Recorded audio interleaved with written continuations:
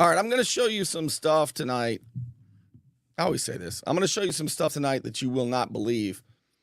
But first, I want to make sure that you are with me. Computer's acting a little weird. So if you're here, leave me a comment.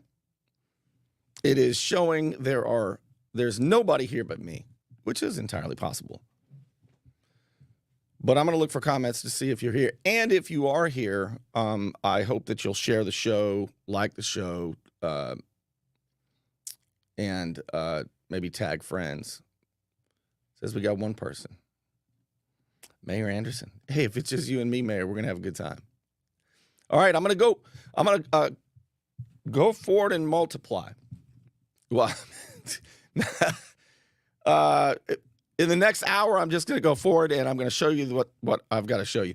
So there was a judge who had to step down in Oklahoma at the very same time that Hoot Crawford was on trial. Hoot Crawford is the local attorney for the 16-year-old girl. He was her Marcy's law attorney, and Sheriff Ford arrested him. And then the judge denied his due process, says you cannot question, you cannot challenge the probable cause, which is insane and, of course, needs to be appealed, but still. Well, this same judge has a history of this kind of stuff and has been overturned on appeal before, and that's Judge Kelvin C. Wells from Walton County, who came here and presided over the case because all the local judges recused themselves. So Judge Kelvin C. Wells came over and didn't pay attention during the trial. What I'm going to show you is really you're going to be telling people about this tonight. All weekend you're going to say, did you see the judge? I think, look, he may have been reviewing case law. I cannot say for sure that Judge Wells was scrolling through Facebook during the trial, but man, it looks like it to me. So we may have to, and I don't know how to do it. I know how to do some stuff, but I don't know how to do this kind of stuff. But, if I'm Hoot Crawford or his attorney or his appeal attorney or whatever, how do we find out what Judge Wells was doing on his phone? Because it was like crack cocaine and it was irresistible throughout the trial. I've watched the trial from the camera angle that you're going to see tonight. All right, let's do this. I'm going to first show you the story about the judge in Oklahoma so you know how serious of an issue this is. And it would just seem awfully inconsistent, unfair, and everything else if one judge is held accountable in Oklahoma and she says, it is unacceptable that I was on my phone during the trial. Judges are supposed to pay attention not only to the opening statements, but to the evidence. And the evidence includes testimony, witness testimony. Judge Wells isn't paying attention at all. Don't believe me? I'll show you. But first, let's take a look at the news story. So you see what you'll have that in your head when you see Judge Wells. Let's go right to the news story. All right, here we go. It's the video evidence from a courtroom camera. Authorities say captures former Judge Tracy Soderstrom on her phone mid-murder trial, texting and scrolling social media. There were some things that I did inappropriately. That admission coming Thursday, after Soderstrom announced her resignation following an investigation accusing her of gross neglect of duty and partiality in office. A judicial conduct complaint against Soderstrom states over the course of a murder trial involving the death of a 2-year-old, the newly elected judge texted her bailiff more than 500 times, mocking the physical appearance of attorneys, jurors, and witnesses. I texted during a trial, and that was inappropriate.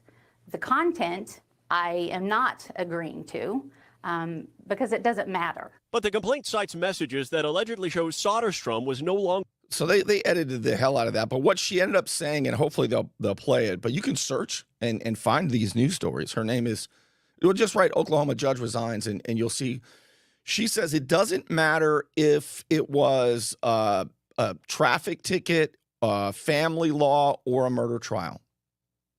I'm on duty. I'm presiding over the case. I'm supposed to be paying attention. And any one of those is unacceptable, and therefore I need to resign.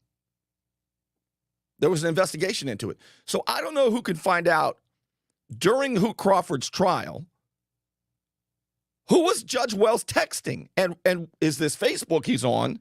You're going to see it in a minute. Or is he, it's possible he's so studious, Judge Kelvin C. Wells, it's possible that he's scrolling through case law because he wants to be super informed on the case. That's a possibility. I can't see it entirely, but it looks like Facebook to me. Watch. First, let's finish this news story here. Impartial. At one point, Soderstrom calling a prosecutor gross and a horrible speaker, while praising the defense attorney, texting her bailiff, "Can I clap for her?" And during testimony, texting the state, just couldn't accept that a mom could kill her kid. So they went after the next person available, adding, "Can I please scream liar, liar?" Evidence Soderstrom still denies played a role during the trial. I didn't make up my mind. Even if I had, it wouldn't have mattered because I was not the fact finder. Mid-trial comments went further. Soderstrom allegedly calling a testifying officer pretty, saying she could look at him all day. Authorities tell NBC News the bailiff is no longer a county employee. Meanwhile, Soderstrom has agreed to never seek any state judicial position ever again. Morgan Chesky, NBC. All right, so you see it's a pretty serious deal, right? Judges with a phone in their lap the whole time, not paying attention, texting and scrolling through Facebook. Pretty big deal. Now, if Judge Kelvin C. Wells was doing that, should the same standard apply, or does that only apply in Oklahoma and not in Florida, not in Panama City, not in Bay County, not in the 14th Judicial District, Circuit, rather? All right, you want to see Judge Wells? I'm going to show you in just a minute. Hand caught in the cookie jar? Sometimes bad habits continue even into adulthood. I'm El Saline, 850-215-0628. Let me help you. Don't let back pain and neck pain get you down. Find relief at Brown Chiropractic Center on St. Andrews Boulevard in Panama City. Dr. Sherry Brown helps people heal naturally with chiropractic adjustments and deep tissue massage. Call 769-3777. Hey, I'm going to take this moment, too, also to thank those of you who helped me do this through crowdfunding, right? I mean, it takes money to keep the Liberty Lounge going and all this stuff. But those of you who throw a tip in the tip jar at Patreon, at patreon.com/Bernie Thompson, as little as $5 a month, all of you who do that, it adds up, and I'm thanking you so much for doing it. It's easy to do. It's anonymous. Some of you say, I'll get in trouble if I do that. It's anonymous, and you can quit at any time. So those of you who want to help out, thank you. Patreon.com/Bernie Thompson. All right, let's go right to Judge Kelvin C. Wells. And you tell me what you think. Does this look like he's going through case law, or does this look like he's texting? You'll see that I've redacted the jury, so you can't see the jury. And I've listened through this, and hopefully, I mean, it's public, but I'm still going to do my best to keep the identity of the minor anonymous. So here you go. Tell me what you think, Judge. Write in the comments if you think he's scrolling through Facebook. Yes. Okay. And after some time, I'm not talking about a short period of time, this was a very lengthy interview, interrogation on the side of the road or in a dentist parking lot somewhere. Is that right? I wouldn't say it was an interrogation, but it was lengthy, yes. Okay. I was making sure I was doing everything. It was thorough. What's that? It was thorough. Yes. Okay. And the other individual that was there, she was present the whole time listening to all of this, right? Yes. Okay. And when you were, did you take a couple of breaks and go back and check with your supervisor to make sure there was nothing you missed, to make sure it was a thorough investigation? That's correct. And that was to make sure the parents weren't involved somehow, and to also make sure you gather all the information necessary. I was making sure that they were to be involved, yes. And at the end of all that time with this, Was there a twist to all of this? That occurred in Tennessee, yes. Okay. And the text message or message to her, that occurred in another state as well, did it? I don't recall a text message. Okay. The allegation that her brother made months prior, do you remember what state that occurred in? I don't. Didn't happen in Florida, correct? I don't know. Okay. And everything else, when you found out everything had happened in the state of Tennessee, what happened to your jurisdiction at that point? I still would report it. Understood. But do you have any jurisdiction to investigate anything that occurs in another state? No, Okay. So at this point, you had no further jurisdiction? not with that, no. Okay. No further questions, John? Brief interject, Your Honor. So you had no jurisdiction over the sex offense, correct? That's correct. But you All trial. I think that's the first witness. Sorry, Cindy. I realized I was doing that, and so I stopped showing the comments. But I do want to get your comments. So does that, I mean, I want to be fair here, right? But I do think that we need to trust but verify with Judge Kelvin C. Wells. I think that I've shown you another video where he was clearly texting in the evidentiary hearing, and I'd love to know who he's texting the whole time. And is he on Facebook? And if you're an attorney and you recognize the app he's on, if that's some sort of a case law, fancy law app that he's looking up, let me know. And if you're a judge and you're watching the show, or if you're involved in any way like that, I mean, is that allowed in Florida but not in Oklahoma? Yeah, exactly, Cindy.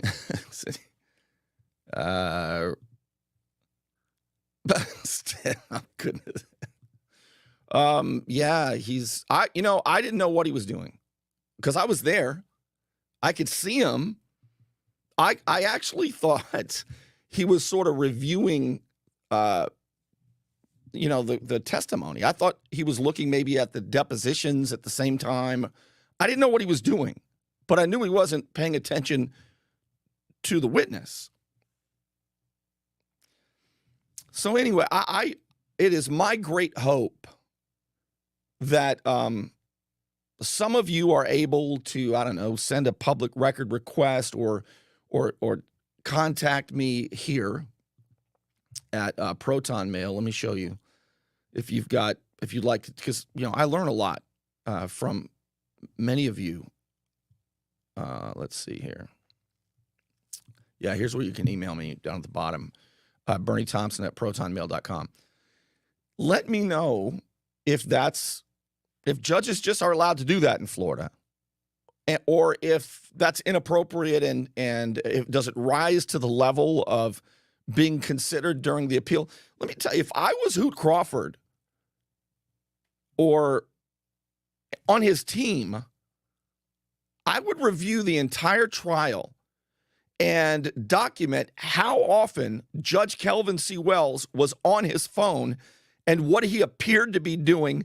And I think you have a right to find out, what is he doing? Who's he texting? What is he texting? And what app is he on? It's a big deal. All right. More to follow on that story. But right now, what I want to do is a little different, and I hope you're interested in it. I was a guest on a podcast last week, or I think it was Monday, actually. So this week, and the hosts are awesome guys.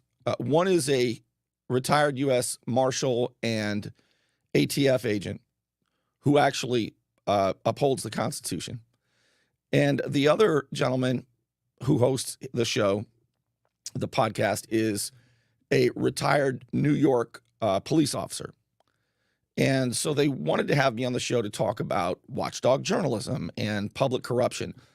And we did, and it was such a great conversation that I just want to show you the show, share the show with you in case you want to see the other side of me where I'm the guest talking about the importance of watchdog journalism. And I'm going to share it with you. So hopefully you enjoy this. Here it is. Well, you know, as you guys were talking at the beginning there, I mean, I'm sitting here, you guys got me, I'm firing off all these ideas, you know, and I agree so much with you. I think that journalism is so important because the extent to which there's public corruption is the extent to which there's no journalism. Yeah. And now what we see is it's changed, right? You hear, and it's the same locally, which is what I focus on, and with the state and with the federal government. News companies have gone from being, you know, watchdogs to being public-private partners. To, I mean, and there's a reason that it happens locally. It's a little different than the reason it happens nationally. But, you know, around 2014, 15, by that time, 80 or 90% of news outlets were bought by 6 corporations. And what happened is you had these big, giant corporations that were tired of fighting with the news and the politicians. So they figured, let's just buy the news. And so when you wonder why are they not doing their job, these news outlets, they actually are doing their job because they are now PR firms for these big corporations. And it's an absolute tragedy. And Chris, you mentioned it's hard to know who to trust, right? Oh, absolutely. And with AI now and the direction we're going, we don't know. I mean, all the time I listen to the news and I don't believe it. And they've got us in a place now where, and that's part of the psyops, I believe. Yes. But I think we are entering what I call the era of trust. So you're not going to be able to tell if that's real or not real. It's Bernie, I have a question for you, yeah, if I may. I'm yes, sorry absolutely. to interrupt, but I'm dying to ask you this question because you're a true journalist and you do this watchdog. But I see a lot of journalists going away from journalism and becoming opinionators.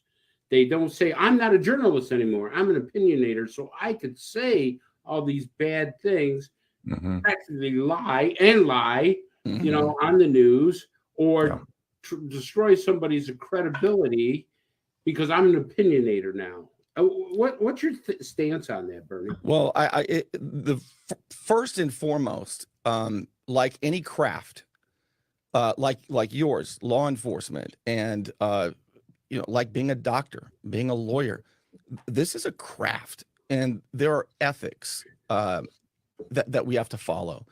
And the first is to tell the truth.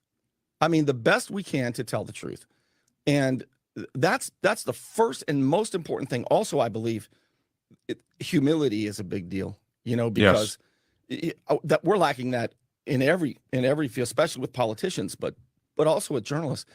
You know, what do you think? And I got to ask this question, sure, Bernie. What do you think that the biggest challenges are that face you in trying to uncover or expose the things that you're working on? Because I know you've worked on and have uncovered a massive amount of public corruption. Yeah. There's a few answers to that one. I just want to touch on, Chris, what you had said to me, because my critics will say, you're not a journalist, Bernie. And they're absolutely convinced of it because I give opinions, right? I give analysis as well. And so I just want to point this out. This is really important. What my critics are saying is you're not a reporter, and they're right. So think of it this way. When you think of journalism as a big umbrella. Yeah. And under that umbrella, you have different spokes. You have one spoke might be straight news, whether it's an anchor on TV or a news reporter in the newspaper. You've got another spoke that might be an editorial page, which is opinions, but you still have to be honest. Another spoke might be cartoons, political cartoons. Yeah. Lampooning public officials is part of the American journalistic tradition. Sure. So I think that it's important. It's okay to be an opinion journalist as long as you're ethical and telling the truth. But the main key here is that everybody knows that's what you are. If you're pretending to be a reporter and editorializing on the sly, Chris, that's what gets you going. Yeah. Well, Bernie, go ahead, Todd. You had a question for me. I was going to go ahead, answer your go ahead. question Go, about Chris. the challenges. So the challenges that I face, first of all, I'm an independent journalist, right? I was a talk show host for 8.5 years, from 2007 to 2014, syndicated throughout Florida, talking about national stuff. But now what my focus is local politics, because that's where we can make the biggest difference. It's incredible. I mean, you see your mayor in the grocery store, your county commissioners, and the impact they have on you. Whew, unbelievable. Sure. And you can actually influence that. But the biggest challenges I have are for a journalist, for an investigative journalist, there's two things you need. You need confidential sources, people deep on the inside that trust you, and you need public records. So the biggest challenge I have faced is you have these city councils who have created resolutions that say, are you ready for this? Panama City Beach in particular. Do you know how much they charge for 30 pages of public records that are digital, not even printed? $70 for 30 pages of digital public records. Yes. So they just don't want you to get the public records. They try to outprice Todd, you. that's wild. Absolutely, Chris. That is the biggest challenge. So what am I going to do about it? Sue them. We're gonna, they say, well, the statute allows us to charge a special service fee as long as it's reasonable. So we're gonna test their theory, and we're gonna go. It's outrageous what they're doing. Bernie, I don't know what the cost of living is down in Florida, but I don't think $70 is a reasonable fee for 30 pages. And here's what the resolution says, and other cities have taken it up. They claim that every page that they give you, whether it's from a manual, whether it's from a policy book, whether it's a contract that they gave to a builder of a contractor, they say that they've got to take each page and spend 2 minutes reading every single page. So if you take 2 minutes per page, that's only 30 pages in an hour. And where they get the $70 is the person who takes 2 minutes per page, whether it's blank or not, makes $70 an hour. That's how they come up with that. Is that wild? Okay, well, I've got to say something here. For those who do not know, you are located in Northwest Florida. I mean, you and I both are about 30 miles apart from one another. And I've got to show a video. If we could pull up this video one, because I want to show this video. This is one particular video with Bernie, who is addressing the city council. And I think that really speaks volumes of this. The same city that charges all that money for public records, right? Yeah. Yeah. Hello, I'm Bernie Thompson, and I've noticed all of the budget workshops. I've had a little bit of concern about all the money that is coming into Panama City Beach. At the very same time that the city says they have more money than ever, the city continues to raise assessments and this sort of thing. And at a time with crushing inflation, I want you to remember who you're doing this to, and it doesn't affect you that much. Take you, Vice Mayor Castro, for example. I believe you have a $100,000 pension from the city that the city pays, $30,000 salary here, a $450 per month car allowance. Doesn't affect you that much.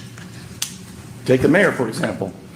The mayor's companies get $1.5 million every year to put on the Sand Jam concert and the Gulf Coast Jam concert. $1.5 million every year. Also a $450 per month car allowance. At a time of crushing inflation, it doesn't affect you that much, Mayor. When you raise assessments and take all you can from the people who are paying for all this, the city managers, we have 2 city managers, both of whom make about $150,000 a year. I believe they also have a $450 per month car allowance. It doesn't affect you guys. 2 city attorneys make more than that. I want you to remember where you're getting the money. But it doesn't feel like that because it's not your money. It's our money. That's the reason it takes so long to get stuff done. Take, for example, the road, the project over here on Front Beach Road in 79. You know the one I'm talking about, the one that should have been done a long time ago. As a matter of fact, you paid a consultant $1 million and they didn't do the job. So you paid another consultant. No accountability. None. $1 million, but it wasn't your money. I remember sitting in here not too long ago and you had the consultants talking about discharging stormwater into the Gulf when you dig up the Gulf. He said it would be $17 million. Then you got a grant for $21 million. And now every one of you know it's going to be more than $30 million. When is enough enough? When do you get enough kickbacks to where you think about the people and where the money's coming from? I've reminded you before that you're still under investigation. Every one of you had to comply with the federal subpoena. I know you think that it's gone away, and I know that you have protection. My team knows. But I want to remind you, Scott Maddox also believed that, and he's in prison. Andrew Gillum believed it. He's been indicted. I'll remind you that the mills of the gods grind slowly, but ever so fine. It's not going away. And it's not your money. Thank you. Thank you. Anyone else in public comment?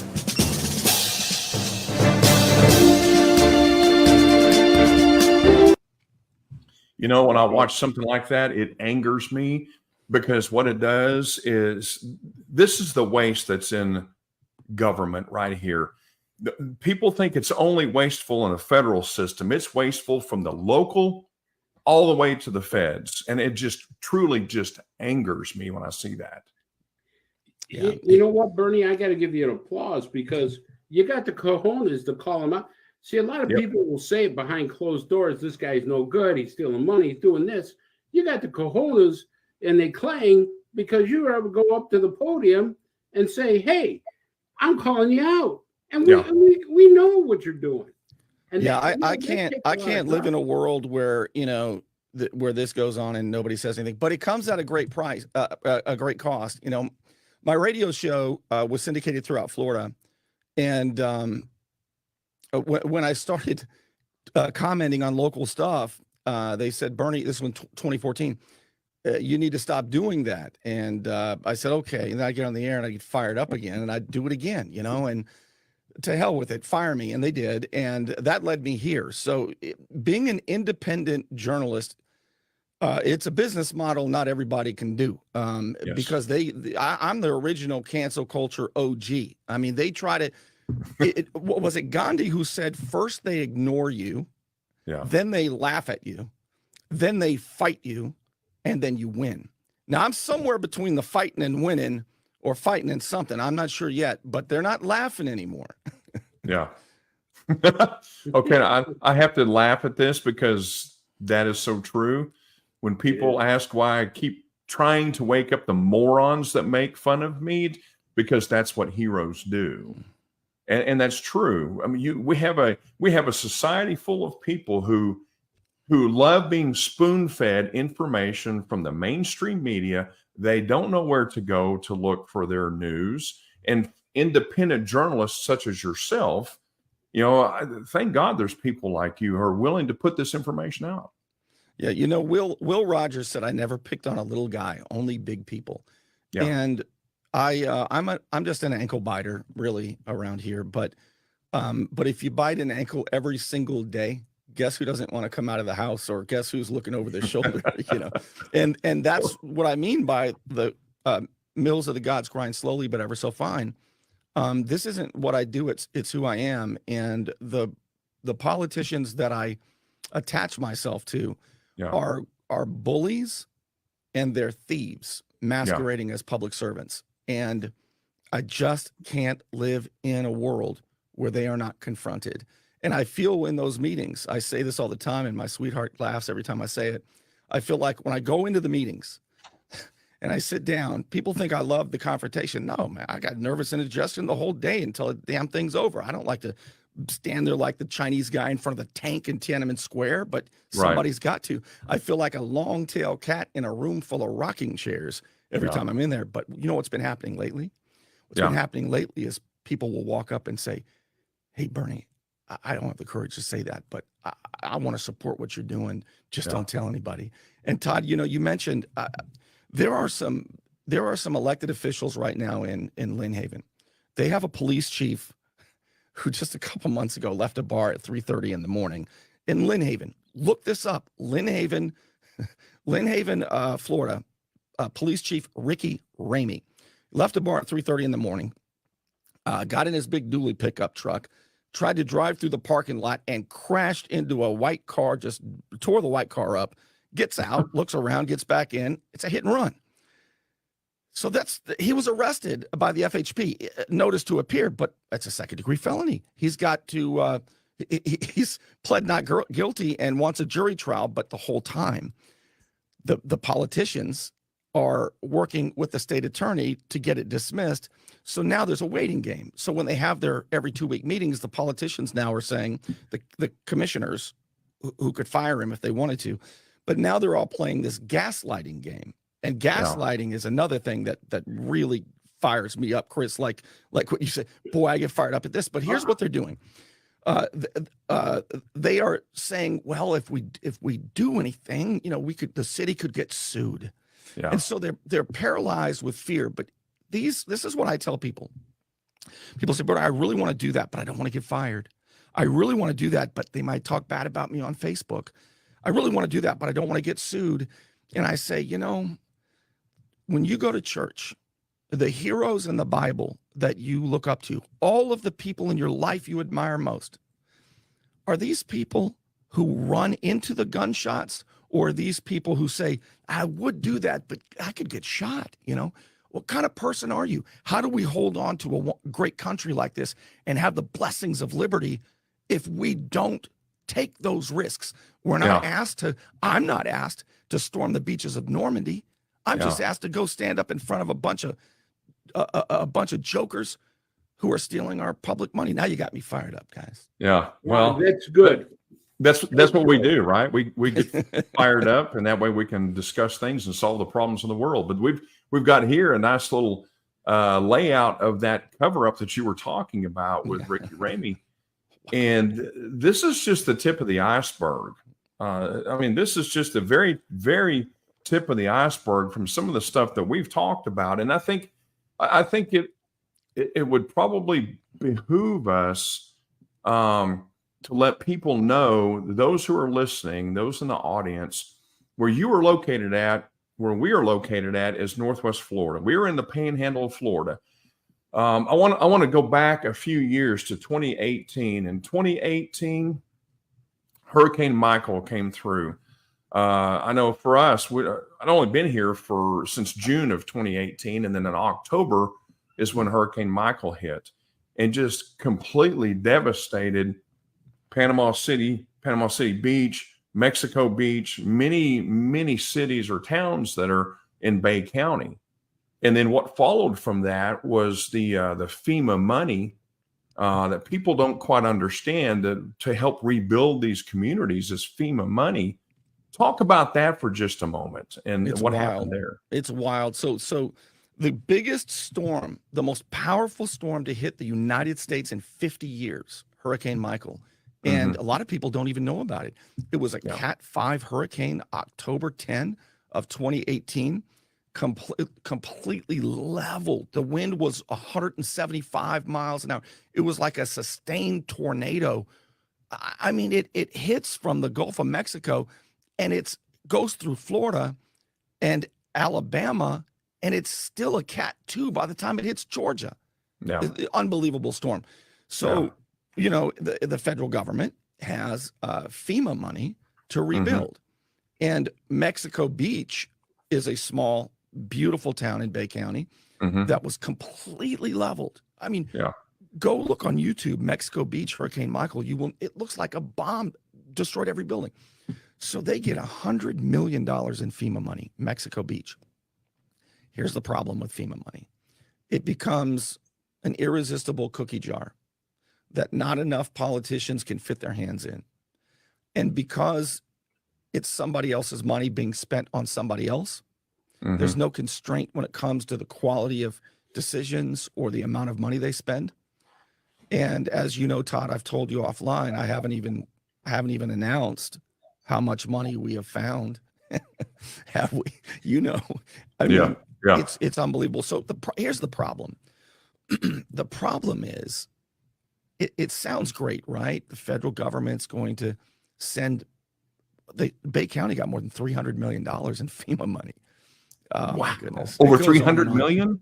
Yeah, more than 300 million in FEMA money. 100 million went to Mexico Beach. The mayor, the longtime mayor of Mexico Beach, Al Cathy, who was finally unelected in April, well, he also owned Ace Hardware. And we found out now that Mayor Al Cathy, the old longtime mayor who owned Ace Hardware, well, you know, they got to get supplies somewhere. While he was the mayor, he was also a vendor. And his Ace Hardware got more than $500,000 from the city. But here's the craziest part of all. The FBI. Isn't that a conflict of interest? You would think, right? It's against the law. It's so much. Just a little, right? So, but this is the gaslighting I'm talking about. The sheriff, nary a peep. The FBI, no, they're busy looking for white supremacists, I guess. I don't know. But I mean, they all act like, I mean, when I tell you these things, most people would say, what the? But around here, it's like, well, Bernie, we're looking into things, into things. I mean, they have normalized crazy around here because you got a bunch of fat pockets and it looks like it's FEMA money that's been washed. And they like to do that through nonprofits, by the way. Well, Bernie, let me ask you a question. One, that thing is we're looking into things. That's the biggest excuse in the world when you say I'm not going to do. You might as well say I'm not going to do anything about it. Right. Okay. Right. You were a police officer. You know how these investigations should go. Yeah, we'll look into this. See you later. Bye bye. Adios. But what amazes me is that FEMA has no accountability. It's like the rats giving the rats more money. Here, go ahead. We, do what you want with it, kind of a deal. Exactly. And nobody is accounted for taking this money, and it's not like it just was one single situation, Bernie. It's all over the country. This is happening. Yeah, and I'll tell you, what's really interesting about this is this has gone on for a long time, right? There was a big, the FBI and the sheriff's office in Bay County, after Hurricane Michael, joined forces, and there were these big press conferences, and they said, we're going to clean up public corruption. And I was giving them all kinds of information, clues, right? And nobody ever got arrested. They said, well, Bernie, the election slowed us down in 2020. COVID slowed us. It was always something that slowed us down, right? And I finally realized, no, you just don't want to do it. But it starts with the politicians. It's unbelievable. Oh, now they've got like little sleepy Mexico Beach they got $100 million authorized to them. So they got their buddies who start contracting companies, right? They got to clean up the debris, all the trees. So $44 million went to debris pickup. What happens, where the fraud begins, is you get a company that springs up, that's an uncle or brother or nephew of somebody, and they get the big contract. And then what they do is they turn in fake invoices. They say, we've got 20 people working 12 hours a day, and they're making $50 an hour. And it turns out they have 4 people. And they claim there was 3 companies and there was 1 company. That's where it starts. It starts with fake invoices. They don't double check the invoices. So they get these invoices. And then once the city gets the invoices, then you've got all the levels of bureaucracy that supposedly are scrutinizing it. But if you don't start at the beginning of the story, that's where they start with massive fraud, massive. Well, fraud. And my question is, if these companies, if the city, if the county, if the state, if the auditors, I know the cities, I know the counties, have auditors. I know the state has auditors as well. If they were doing their job to begin with, they would have caught these things early on, or should have caught these things early on. Absolutely. If everybody was doing their job. But here's the problem. Everybody's in on it. Everybody's in on it. So this lady, Michelle Miller, upsets Mayor Alcathy in Mexico Beach in April. And it's a strong mayor town. So she's the CFO now of the city of Mexico Beach. And now you got the other council members and the city administrator saying that she cannot see the finances because it would be a bad liability.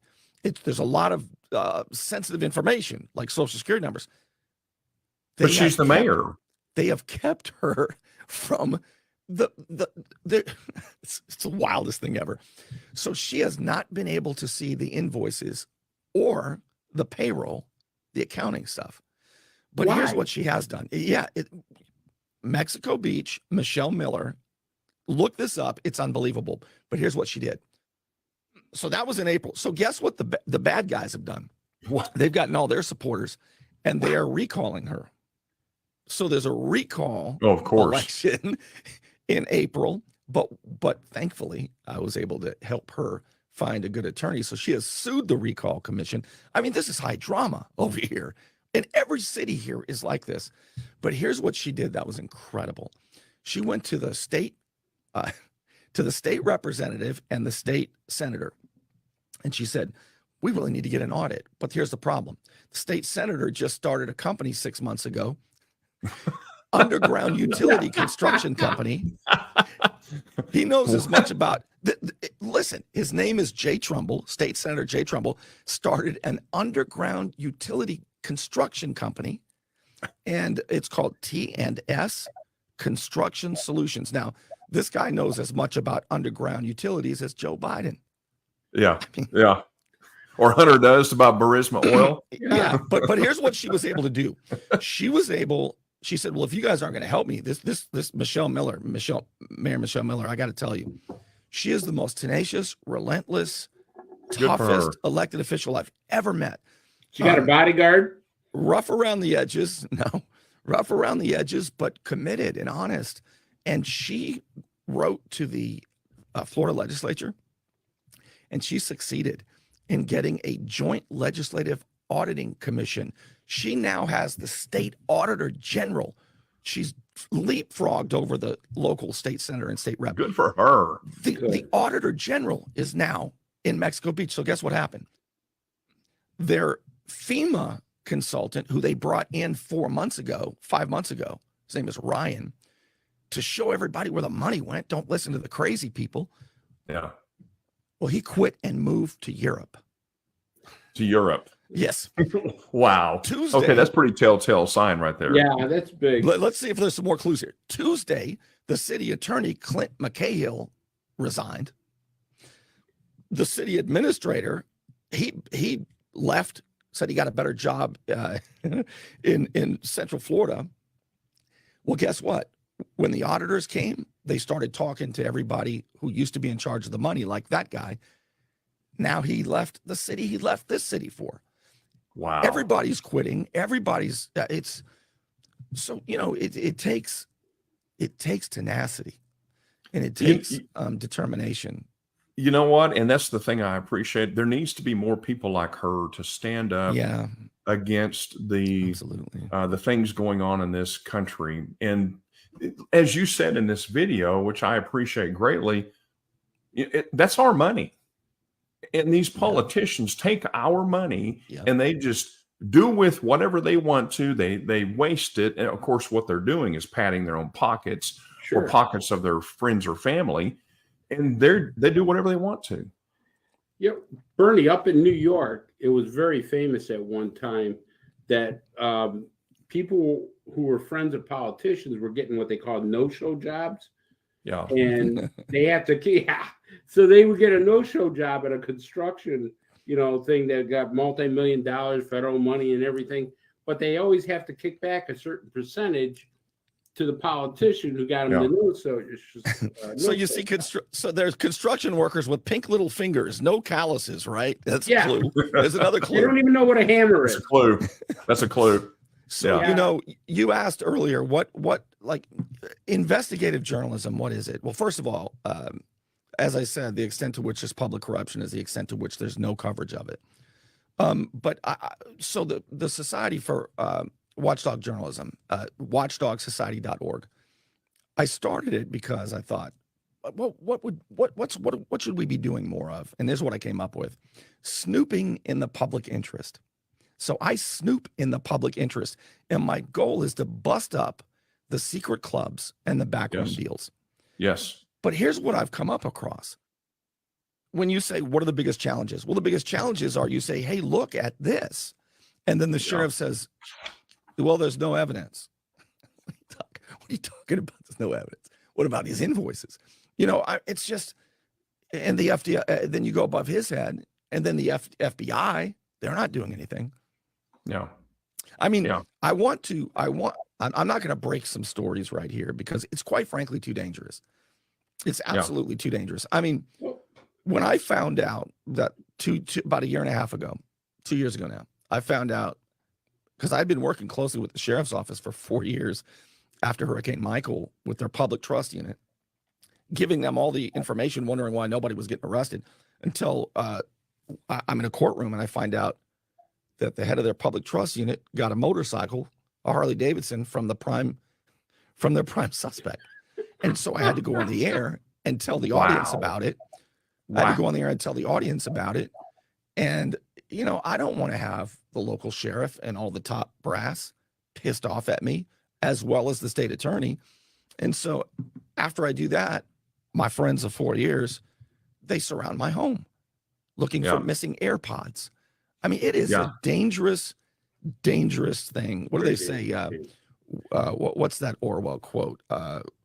In a world of universal deceit, telling the truth is what a revolutionary act.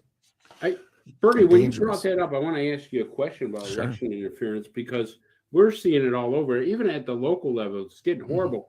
I have a friend who went for state assembly, and in the early morning hours, she was 2,000 votes ahead and said, hey, get some sleep because you're going to have to do an acceptance speech.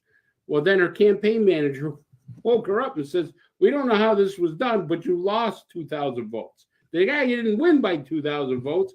She somehow got subtracted 2,000 votes. Yeah. And she lost the election. Well, you know, Bernie, you and I talked about this too before, how there's a two-tier justice system. You know, a lot of people look at things going on in the country now as a Republican versus Democrat. It's really not. Well, what would you classify it as? Yeah, I'm so glad you brought that up. Yeah, I see it as, and I think it's important. I mean, clearly there are differences between the parties, but really what I think it is the insiders versus the outsiders. Yeah. And we're on the outside. Yeah. What did George Carlin say? There's a special club and you ain't in it. Yeah. It's people call it, because this is the South, the panhandle of Florida. When I moved to Florida in 2007, I didn't know I was moving to the South. I actually love the South. Yeah. But I didn't realize I didn't realize that it was going to be quite like this. Todd, what was the question you just asked me? It slipped my mind what I was going to tell you. Oh, the insiders versus the outsiders. Yeah, insiders versus outsiders. Yeah, I think that's really what it's about. People say it's the good old boy system. Yeah. And I've learned that it's more what you described, Chris. It's more like a fraternity. Yeah. So what happens is you get the elected officials like the mayors and stuff, but they're not the power. The power is the big developers. In Florida, you've got the St. Joe Company. It's a big the developers. And they own about a fifth of the land of Florida. Yeah. And they've got a 50-year plan. I mean, they've got this development. They're draining the wetlands. They're taking the water from the wetlands so they can build there. They're discharging it into the Gulf. It's unbelievable. But think about 50-year plans. I mean, not even Joseph Stalin was humble enough to limit his plans to like the 3-year plan. Yeah. But you've got different levels of corruption. And what I mean by a fraternity is you get the St. Joe Company, very rich, very powerful, by the way, owned by BlackRock. Yes. More than 20% by BlackRock, State Street, and Vanguard. So now they are under control of the biggest company in the world. Yeah. that has more. BlackRock has more money than every country in the world except the United States and China. They own the St. Joe Company, so they're calling the shots. What I mean by a fraternity is they will get you elected. You don't have to raise any money. They'll put 90 grand in the bank account. You're more likely to get elected, although it's not guaranteed anymore now that more truth's getting out. Look at Michelle Miller in Mexico Beach. But and then once you're elected mayor, as long as you're a team player, your son can be the president of the bank. It's a fraternity.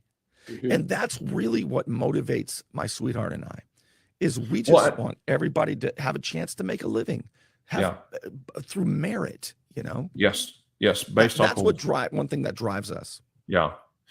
And I've got to ask this question too, because I think when people look at this, they would look at this and say, well, that's just Bay County, Florida.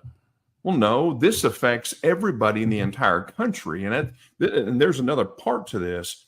Here in Florida, Bay County, right next to you, where we live, is in Walton County. Walton County, do some of those tentacles from Bay County reach over into Walton County?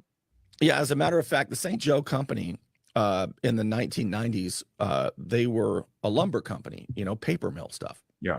And in the early 2000s, they decided we're going to switch gears and we're going to be a development company. And they needed big investors. And in 2015, they started getting them, 2014, 2015, as I mentioned. And so they moved their operations to Panama City Beach, where I live. And so in 2015, they developed what they call the Bay Walton Sector Plan. That's worth looking up. And so, they control the politicians. They get them elected. I'm telling you, it's unbelievable.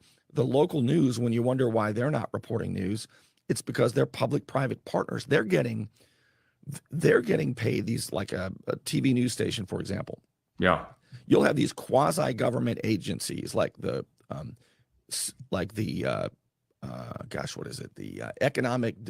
EDC, the Economic Development Council, all these different things like this, the TDC, the Tourist Development Council, because we live in a tourist place. So these companies will charge people who come rent or get hotels, they'll charge them 5 cents on a dollar. They'll take that money, it's tax money, and then they'll say, we got to get more tourists, so they'll advertise. Well, they start buying ads from the TV news stations. And now you've got those TV news stations that want that revenue to run the tourism ads. Yeah. And so they are never going to do real reporting. They're not going to bite the hand that feeds them. And then they take pride in calling themselves public-private partners with our local government. That is corruption on crack.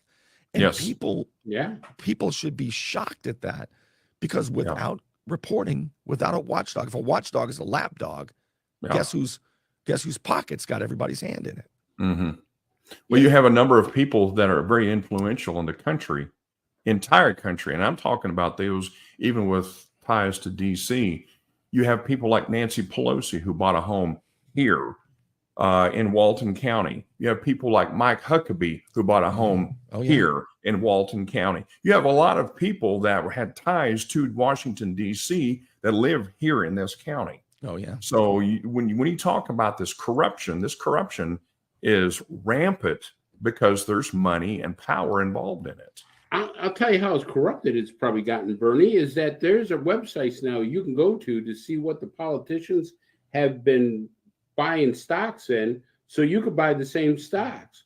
Because they're saying, hey, these people are getting insider trading. Right. Why not watch what they've been buying and boost on that? But I do want to ask you this.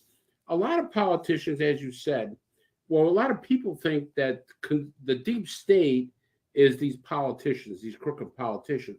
I kind of agree with you. I think the corporations are really the deep state that puppet these politicians, because they throw a lot of money at these politicians and go, you're gonna vote for this, or you're gonna lobby for this, because if you don't, we're gonna cut you off. I'll give you a real world example of that. And it's tragic. It does not make me happy. This makes me, I don't know how we survive as a country like this. Our public institutions are so corrupt. The Gallup poll, by the way, every year does a poll and they'll poll the institutions like education, small businesses, universities, the police, Congress, TV news, all these institutions. And the lowest confidence every year is Congress. Like 8% of Americans believe they have any trust in Congress. The next one, only Congress is less trusted than TV news. Yeah. And then you turn on these are the people lecturing us. Congress and broadcasters are lecturing us about this stuff. But I'll give you a real world example. By the way, I have a political reform I've always been pushing. Since Congress members are so unpopular, only 8%, why is it that incumbent congressmen who have to run every 2 years, if they're in the House of Reprehensibles, right? They got to run every 2 years. How do they get reelected all at like 90, 95% if they're only 8% popular? Well, tell me if this isn't a good idea. I think that if I were the king, we'd pass a law, a new reform, a constitutional amendment maybe. Everybody gets to vote for everybody else's congressman but your own. We'd clean house. We would clean house if we could do that. Well, that would sure change a lot of things. I want to answer your question though, Todd. So this is just wild. So you have all the FEMA money come through after Hurricane Michael. Yeah. And the contractors inflating the prices and extending the length of time to clean up the town.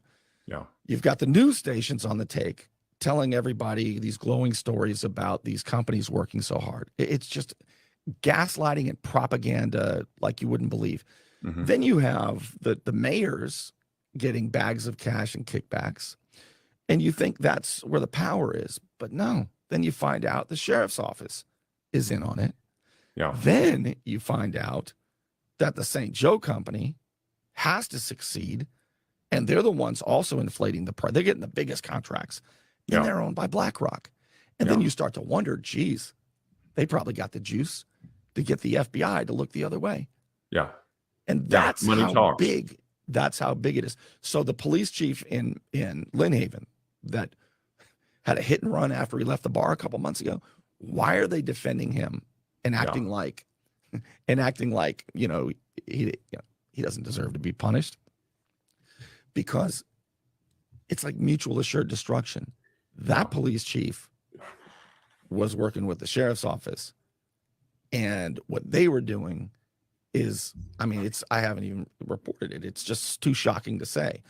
But I've made sure that it's in the hands of officers of the court in case I get abducted by aliens. Right. So he knows where the bodies are buried, right? So that guy, yeah, exactly. It's not about holding him accountable for it. I'm telling you this, but this guy's become a liability. See? Yeah. So you wonder about my safety. Quite frankly, I worry about his safety because he's a liability now. And I don't mean that in terms of, I don't want to hurt him. I want the guy to sober up, get his life together. Sure. Because I actually respect him more than the politicians. Okay. Now he's a bad dude, Chief Ramey. He's the false arrests, so on and so forth. I have a lot of contempt for him. However, in his 30-year career, he's pulled burning. I'm sure he's pulled. How many crash scenes has he pulled up on? He runs toward the gunfight. Yeah. So at least he has that honor as opposed to these bums who are casting votes like a bunch of vapid puppets. Yeah. I know we've got a few minutes left in this, in our show tonight. I would love to have you come back on and talk more because I know there's more we can talk about. Sure, I'd love to. But I guess in the last couple of minutes, how do we fix it? How do we make this better? Or is there a way to make it better or fix it? I have to believe there is, or I couldn't get up in the morning. When my daughters were little, one of them turns 20 next week, and the other one's 21. Awesome. But when they were little, I used to read them Greek mythology. I'd read them about Pandora's box. And the great story about Pandora's box is the girl gets this ornate, beautiful box. And the only thing is she's not allowed to look inside of it. So you got to just put it up there and look at it, but she's dying to know what's in it, right? So after a while, she starts thinking, well, maybe they're just saying that. Maybe they really want me to look in it. So she peeks in it, and what happens? All these little evils fly out. Yeah. Death flies out. Sickness flies out. Greed flies out. All these little, she slams it shut, and only one thing remained inside. And it's the one thing that people can't live without. Look, we can live knowing we're going to be sick. We can live knowing we're going to die. We can live knowing there's bad people. But we cannot live without hope. And so the last thing that was left in there was foreboding. Yeah. If you knew for sure that we couldn't do it, it's hard to get up in the morning. And I don't think we will. But that doesn't absolve us from doing all we can do. Yeah. Look at, I just always think of that Chinese guy at Tiananmen Square standing in front of that tank. He didn't think he was going to stop the tank. But legacy matters. Truth matters. Yeah. There have to be people like you guys in this world. And we wouldn't be America without that.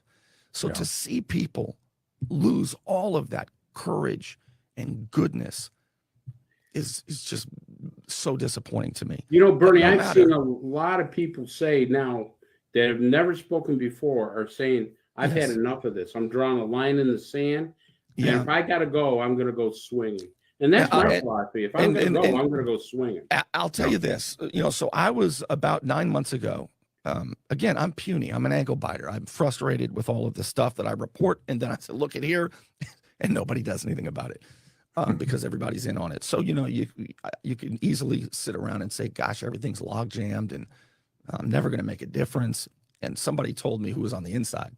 Somebody said, Bernie, you wouldn't believe the vibrations. Sure. They're not getting arrested, but everywhere I go, these vibrations every day, your vibrations. He said the foundation's starting to crack. And here we are today, and just about every logjam has broken.